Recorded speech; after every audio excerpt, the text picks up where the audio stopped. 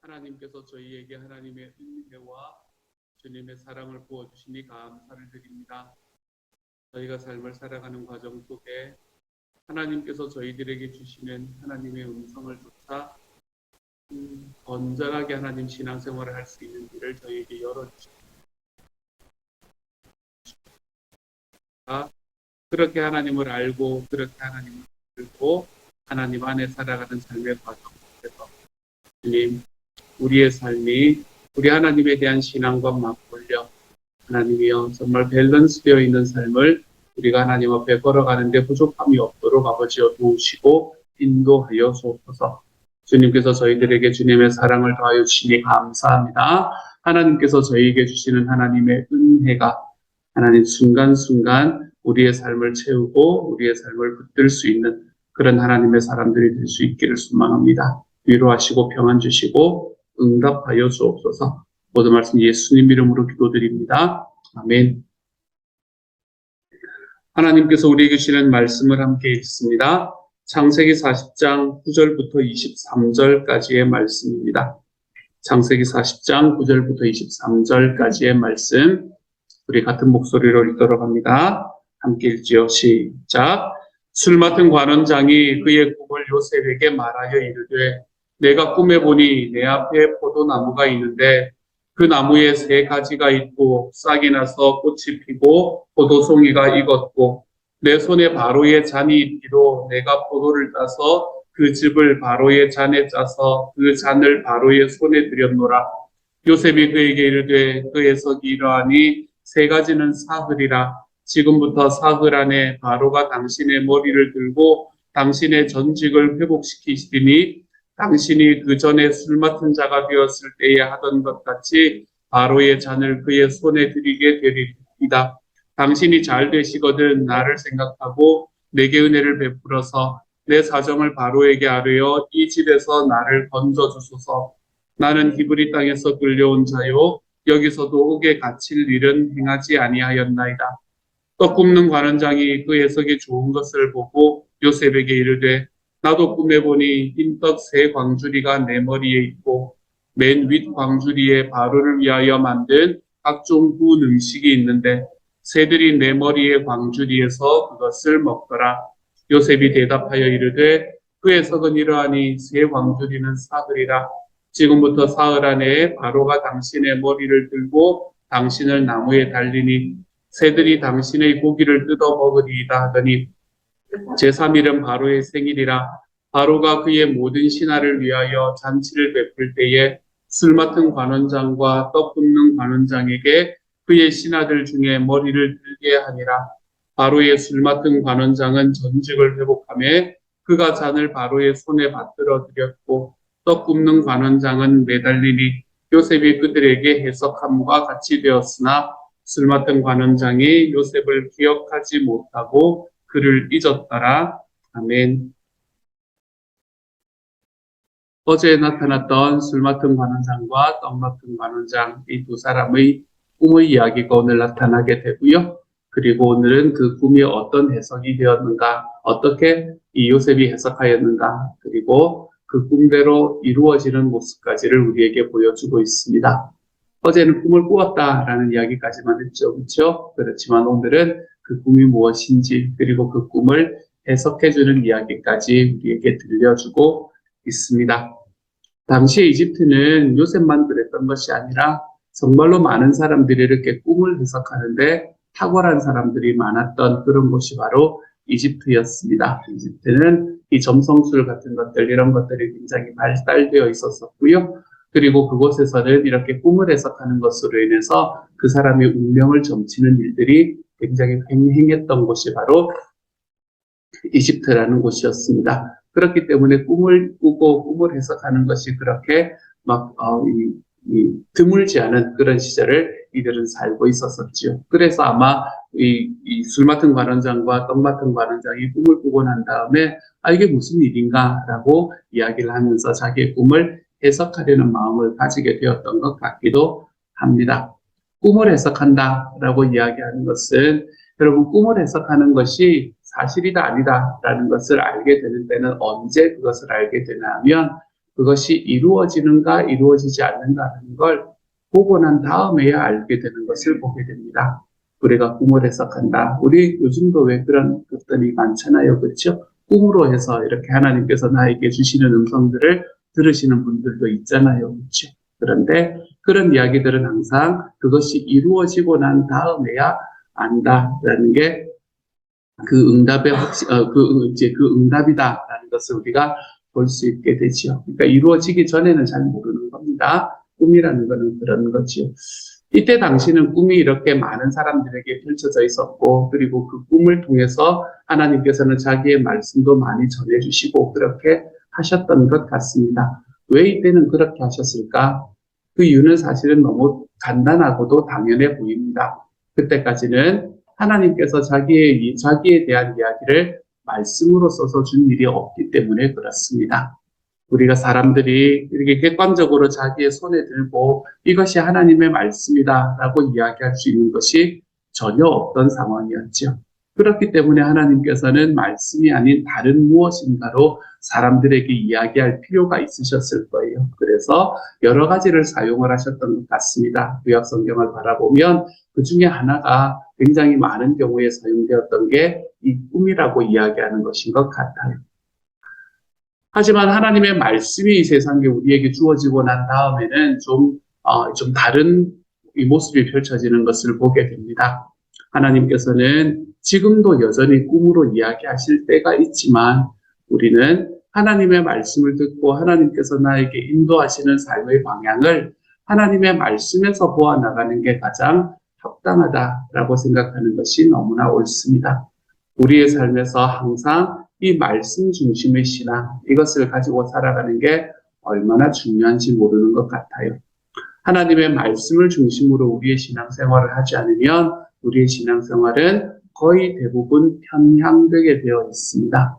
하나님의 말씀이 중심이 되지 않고 그 말씀에 대한 분명한 그것 속에서 이 확신 속에서 나아가지 않으면 우리의 삶은 항상 편향되는 신앙생활을 할 수밖에 없지요.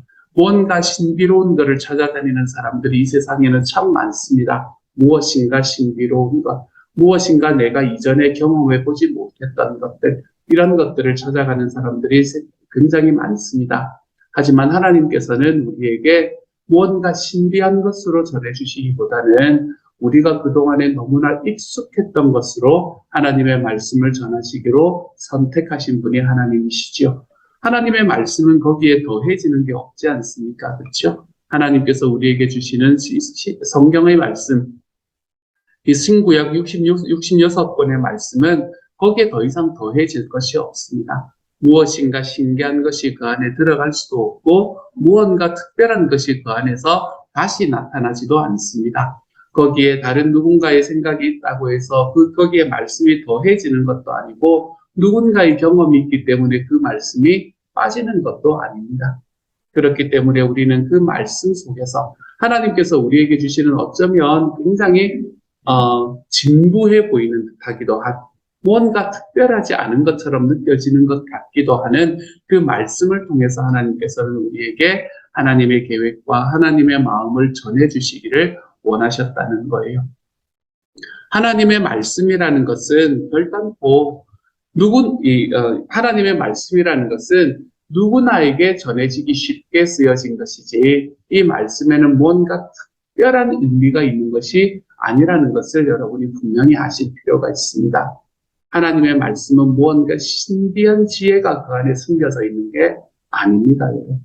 하나님의 말씀은 성경의 말씀은 결코 철학책이 아닙니다.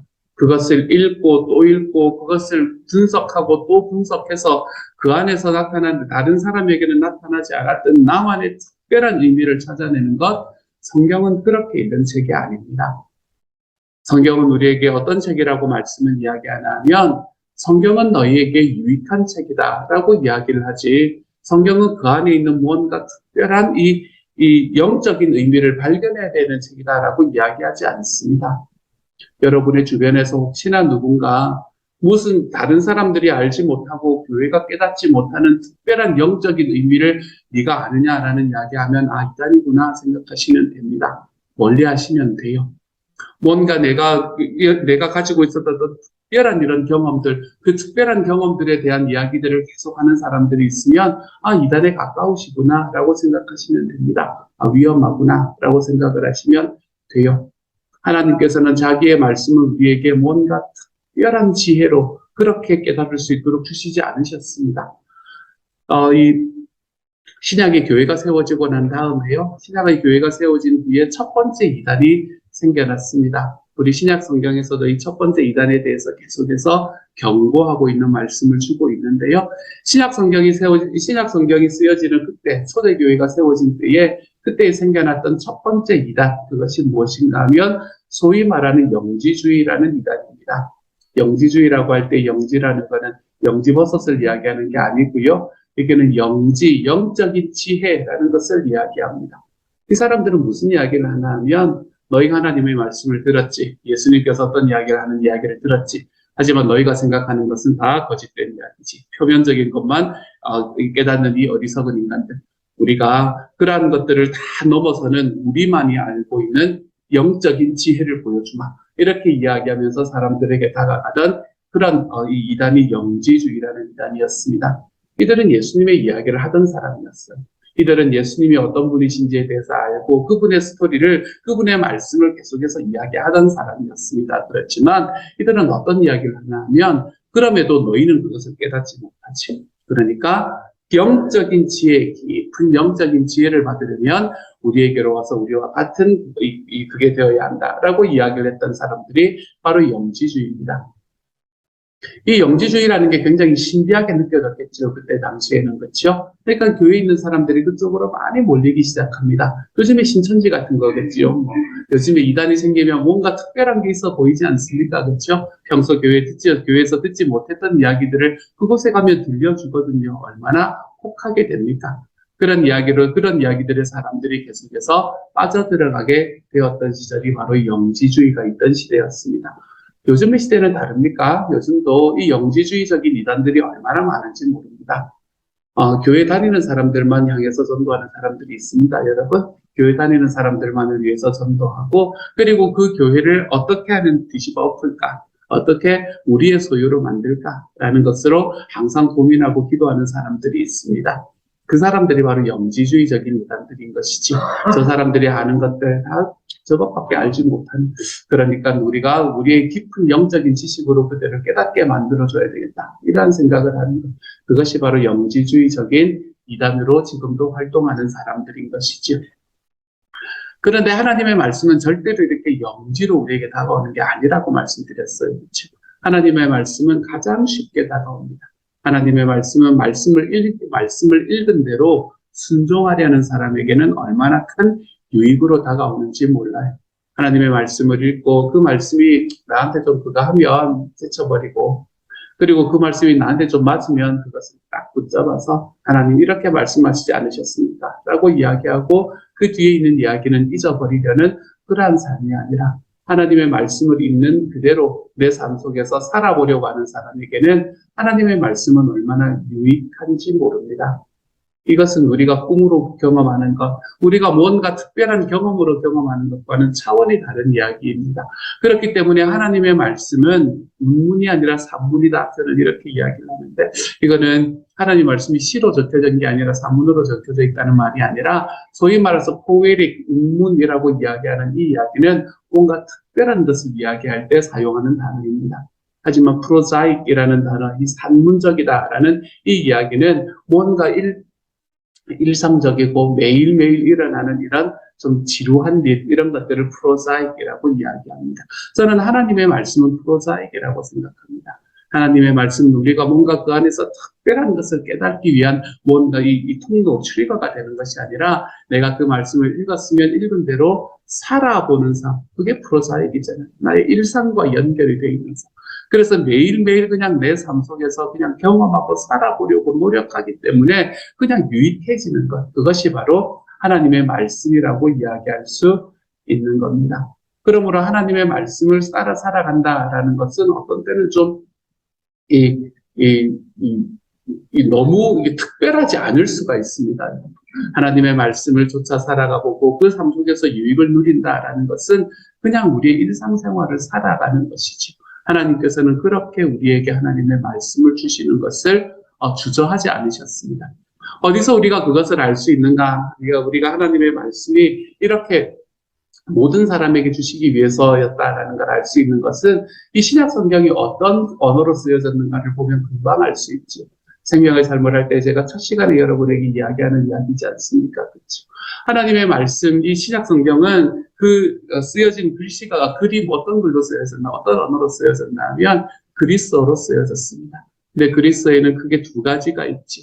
첫 번째는 이 소위 식자들이 쓰는 그리스어가 있었습니다. 소위 식자들이 쓰는 그리스어가 한 부류에 있고, 아카데믹한 사람들이 쓰는 그리스어가 한쪽에 있었고, 그리고 그 다음에는 그냥 보통 사람들, 평소 그냥 시장에서 그냥 흥정하고 하는 그런 사람들, 물건 팔고 하는 이런 분들이 사용을 하던 그런 그리스어가 있었습니다.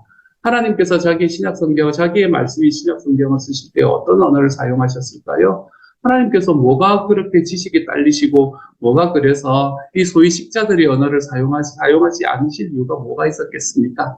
하지만 하나님의 말씀이 신약 성경은 소위 말하는 이 코인의 그릭, 정말 그냥 이 단어 자체의 의미가 그래서 그러는 거예요. 시장에서 계시는 분들을 비하하는 게 아니라 시장 바닥에서 사용하는 그리스어, 이러한 언어로 쓰여졌다는 것을 우리는 성경을 통해서 볼 수 있습니다. 왜 그랬을까요? 누구나 보고 이해하라고 그랬겠죠. 누구나 그 안에서 뭔가 특별한 의미를 발견하는 게 아니라 그 안에서 하나님께서 나에게 말씀하셨으면 살아보라고 그러셨겠죠. 그냥 그대로 살아보라. 어떤 사람이건, 지식이 많은 사람이건, 지식이 적은 사람이건, 많이 가진 사람이건, 적게 가진 사람이건, 그냥 그대로 살아보라. 그러면 그 안에서 유익이 있을 것이다. 라고 이야기하시는 하나님의 말씀이었겠죠. 하나님께서는 하나님의 말씀을 우리에게 뭔가 특별한 것으로 주시지 않으셨습니다. 우리가 매일매일 말씀을 읽고 매주 말씀을 듣고 그 말씀 속에서 하나님께서 나에게 말씀하시는 것이 무엇인가라는 것을 우리가 깨닫고, 그리고 하나님께서 나에게 말씀해 주시는 대로 살아볼 때 우리의 삶에 유익이 되는 책, 그것을 하나님께서는 성경이라는 것으로 주셨지요. 뭔가 특별한 느낌, 뭔가 특별한 경험. 여러분, 이런 것은 우리의 삶을 좀 이상한 곳으로 이끌 위험이 있는 이야기입니다. 그러므로 하나님의 말씀은 우리에게 특별한 것이 아니다. 뭔가 특별한 지혜를 가지고 그것을 다가가는 것이 아니다. 들은 대로, 나에게 깨달아지는 대로 살아보는 거다. 우리가 이것에 대한 생각들을 분명히 하고 걸어가셨으면 좋겠어요. 그러면 내가 깨달은 대로 살아가면 다 되는 건가? 우리는 뭔가 깨닫다, 뭔가 이제 그 안에서 안다라는 것이 있을 때에 여러분, 그 안에 있는 어떤 최소한의 지식들이 있어야 우리가 그것을 좀 알 수 있게 되는 거잖아요. 예를 들면 이런 겁니다. 예전에 제가 들었던 이야기인데 어떤 예수님을 믿지 않는 남편이 예수님을 믿는 이 아내의 소원에 못 이겨서 한번 교회를 다녀왔답니다. 교회를 다녀왔는데 그날 이 목사님이 하셨던 설교가 뭐였나 하면 베드로가 예수님을 부인하는 사건에 대해서 설교를 하셨답니다. 그리고 난 다음에 이렇게 들어와가지고 남편이 자기 아내한테 성경에 그런 이야기가 있을 줄은 몰랐네 이렇게 이야기를 하거든요. 그래서 무슨 이야기가 있는데요. 그래서 아내가 기쁜 마음에 성경 이야기를 하니까 무슨 내용이 있는데요. 그러니까 베드로라는 사람이 부인이 3명이나 있었어 이렇게 이야기를 하더라는 거예요. 그래서 무슨 이야기냐고 그랬더니 아니 베드로의 3번째 부인에 대해서 이야기를 하지 않았냐. 이렇게 베드로의 3번 부인 뭐 이런 이야기가 있잖아요. 그런 이야기로 이렇게 나에게 받아들이면 안 되는 거잖아요. 그러니까 기본적으로 어떤 지식은 최소한 그 안에 좀 있어야 내가 그것을 이해하기가 편하다는 것을 우리는 알게 됩니다. 그러면 우리는 그 내용들을 어떻게 파악할 수 있을까요? 내가 이 말씀 속에서 나에게 이러한 음성이 들렸는데 그것이 정말 하나님께서 나에게 주신 음성이 맞는가 아닌가라는 것은 어떻게 확인할 수 있을까요? 그거는 여러분이 기도를 깊이 해봄으로 확인하는 것을 넘어서 저에게 확인을 해주셔야 됩니다. 그걸 하기 위해서 제가 서 있는 것. 저에게 확인을 해주셔야 됩니다. 이렇게 해서 이런 말씀이 저에게 들려왔는데 목사님 이것이 제가 이렇게 이해하는 게 맞습니까? 라고 질문을 해주셔야 됩니다. 그러면 제가 여러분에게 저는 그것을 위해서 공부를 했던 사람이거든요. 그런 걸 하라고 교육받은 사람이거든요. 그러면은 저는 여러분에게 이렇게 되니까 그거는 괜찮은 것 같습니다. 그렇게 같이 한번 해보십시다. 라고 이야기를 한다거나 아니면 그거는 그렇게 이해하면 안 되는 거니까 아까 이야기했던 베드로의 세 번째 부분처럼 그렇게 이해하는 것은 조금 무리가 있으니까 우리가 요거는 이런 방향으로 한번 가보면 어떻겠습니까? 라고 여러분에게 이야기를 드릴 수 있겠지요. 우리가 그렇게 하나님의 말씀이 어떤 것인가라는 것을 분별해 나가는 삶을 살아가는 것이 옳습니다. 성경은 책이기 때문에 10사람이 읽으면 10가지의 다른 해석이 그 안에서 나타납니다. 그렇죠? 그렇지만 교회 공동체 안에서 10가지의 다른 해석을 가지고 10방향으로 나아가는 사람이 함께 있으면 교회 공동체는 쉽지 않아집니다. 그렇기 때문에 그래서 제가 있는 거예요. 말씀을 해석하는 연습을 한 제가 있는 거예요. 훈련을 받았던 제가 있는 것이지. 그래서 하나님의 말씀은 제가 잘못 전하면 큰일입니다. 그렇죠? 제가 잘못 전하면 교회가 다른 방향으로 걸어갈 수밖에 없는 거예요. 그렇기 때문에 끊임없이 밸런스 외치면서 걸어가는 저의 삶을 저는 살아가려고 노력하는 것이 되겠고 하나님께서 우리에게 그렇게 한 교회의 모습을 만들어가는 것으로 우리에게 말씀해 주시는 것 같습니다. 사랑하는 여러분, 이 요셉의 시대에는 꿈이라는 것이 그 굉장히 중요한 하나님의 음성을 전해주는 역할을 감당했어요. 하지만 우리의 시대에는 이제는 더 이상 이 꿈이라는 것이 우리의 삶을 인도해가는 그런 중요한 도구로 하나님께서 더 이상은 사용하시지 않는 시대가 점점 되어가고 있는 것 같습니다. 하나님께서는 자기의 모든 것들을 하나님의 말씀으로 이야기해 주셨고 그 말씀은 우리에게 프로자이크하게 다가옵니다. 어떨 때는 좀 지루하게 다가와요. 특별하지 않은 것 같아 보이거든요. 뭔가 꿈 한번 탁 꾸고 이러면 뭔가 특별해 보이잖아요. 그렇죠? 하지만 특별하지 않아 보이거든요. 하지만 하나님께서 하나님의 말씀으로 우리에게 다가오시는 방법은 바로 그 방법이었습니다. 매일매일의 일상 속에서 하나님께서 나에게 하시는 말씀을 그대로 살아보려고 할 때 내 삶에 유익이 되는 과정, 그 과정으로 걸어가 보는 거예요. 그렇게 하나님의 말씀을 우리의 삶에서 알고 읽고 읽은 대로 살아볼 줄 아는 삶, 우리가 그러한 삶을 좀 걸어갔으면 좋겠습니다.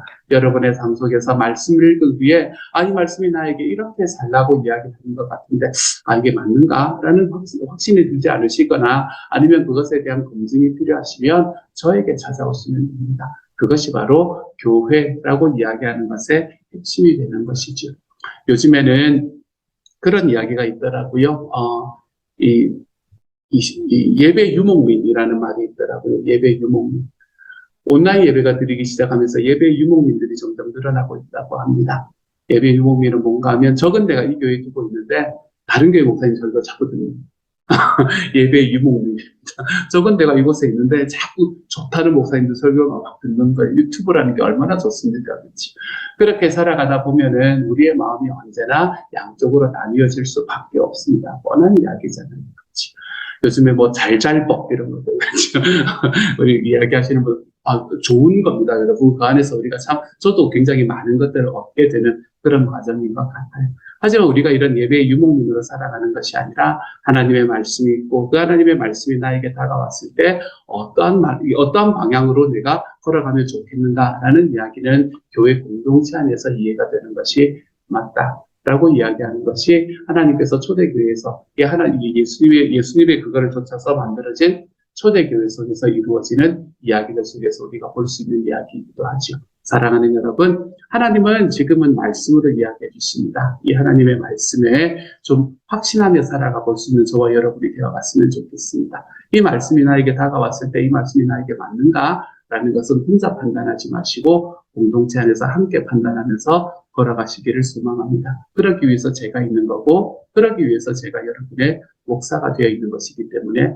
그렇죠. 그래서 우리가 하나님의 말씀을 알되 하나님의 말씀을 나의 말씀, 나의 개인적인 삶의 방향, 우리가 이런 것들 이야기하기보다 공동체 안에서, 교회 공동체 안에서 하나님께서 나에게 이 말씀을 어떤 방향으로 주셨는가라는 것을 좀 분명히 깨달아가며 그 말씀이 좀 프로자이크하다고 하더라도 뭔가 특별한 것이 없어 보인다 하더라도 내가 그렇게 살아보려고 할 때 나의 삶에 유익이 되는 말씀입니다. 우리 그것을 좀 기억하며 걸어가 볼 수 있는 하나님의 사람이 되는 저와 여러분이 되시기를 우리 주님 이름으로 축복합니다. 함께 한번 기도하지요.